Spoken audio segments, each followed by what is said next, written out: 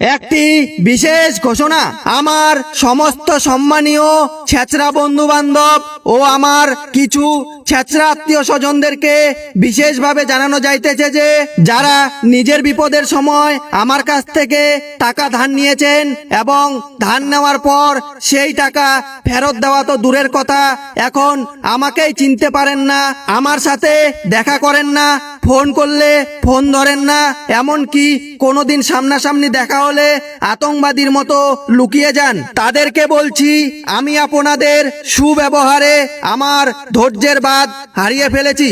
তাই আজকে বাধ্য হয়ে আপনাদের এলাকায় এসে মাইকিং করে গেলাম যে আগামী মাসের 9 তারিখ আপনাদের জন্য একটি হালখাতার ব্যবস্থা করা হয়েছে। উক্ত হালখাতায় উপস্থিত হয়ে আপনাদের বকেয়া ঋণ পরিশোধ করে যাইবেন। এই হালখাতায় যারা সম্পূর্ণ টাকা পরিশোধ করবেন তাদের জন্য রয়েছে বিদেশি আদর যত্ন, আর যারা 1 টাকাও পরিশোধ করিবেন না আমি তাদের জন্য কঠোর থেকে কঠোরতম ব্যবস্থা নিতে বাধ্য হব।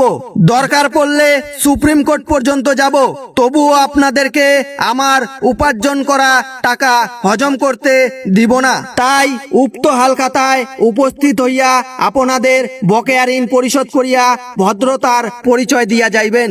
স্থান ফাত্রাপাড়া বিচুদি বাগানের পাশস্থ ময়দানে।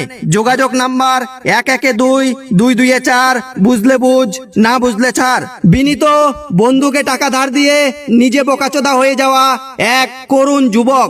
ধন্যবাদ।